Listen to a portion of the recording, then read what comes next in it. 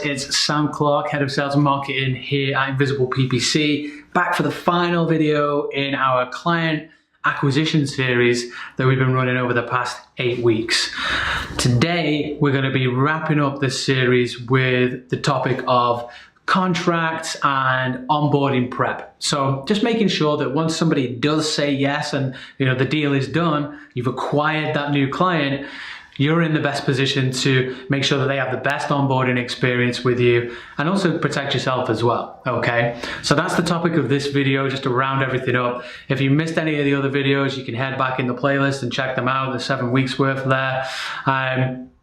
So yeah, let's jump into this video and let's wrap this series up.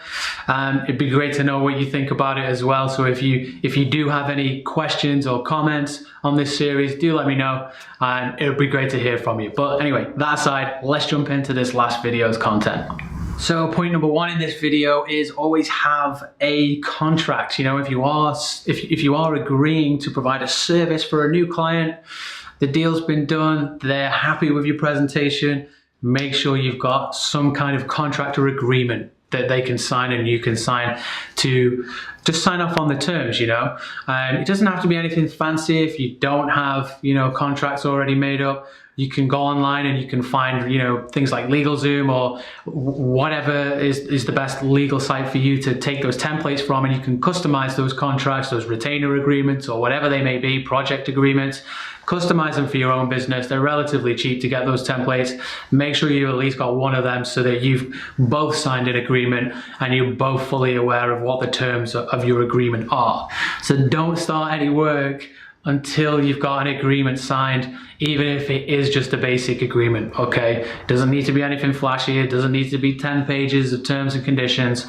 Just make sure that you've got something signed that at least signs off on the basics. Next, we want to talk about setting clear goals and timelines with the client, okay?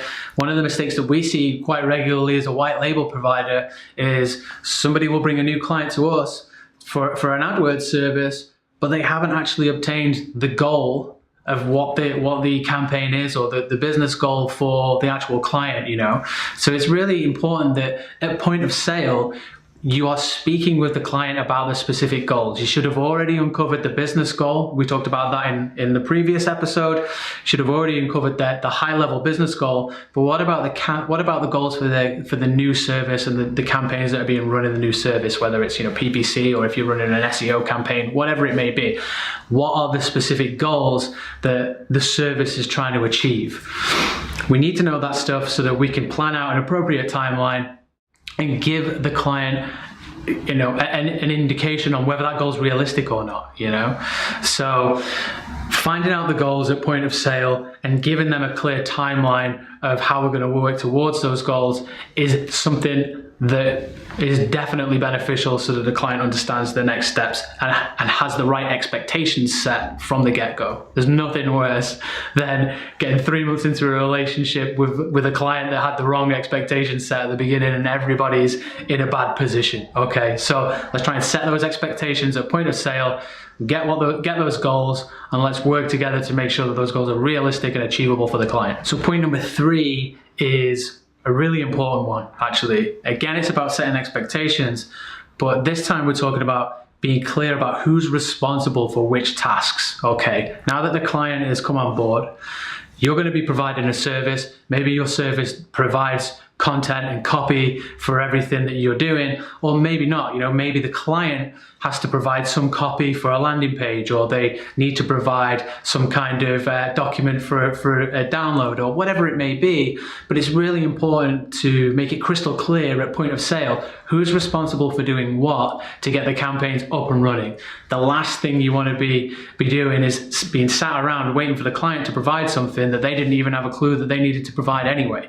So it's really important to make sure it's crystal clear who's providing what, so that we can get the service moving, we can get things live for the client, so that they can start achieving their goals quicker. Okay, so don't miss that one out. Again, this is about expectation setting, and the more that we can do at point of sale, the better the relationship's going to be in the long run. And finally, just to wrap everything up here, wrapping up the series, this is the last point I'm going to make is, again, have a clear communication plan. Once you've decided who's doing what, who's responsible for what tasks. Have a clear-cut communication plan with that client. You've just brought them on board. Are you going to be contacting them once a week in the beginning? Are you going to be contacting them once a month? Have a clear communication plan laid out with the client so they understand when you're going to be calling, who's going to be calling, what the purpose of those calls are, especially in the beginning when this is the danger zone, okay? The first 90 days is that danger zone. You want to have a clear communication plan of what's going to be happening, who's going to be calling who, and what you're going to be talking about. Again, expectation setting. Make sure the client understands what's happening. There's nothing worse than letting the client not know what's going on. Radio silence will not work in this world, okay? We see it too often. It's a definite no-no. Make sure you've got a good communication plan so the client understands what's happening next and who's going to be calling them about what next, okay?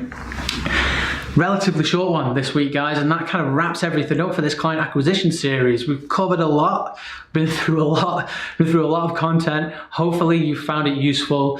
This stuff is all high level, but I hope it's all useful for you as well.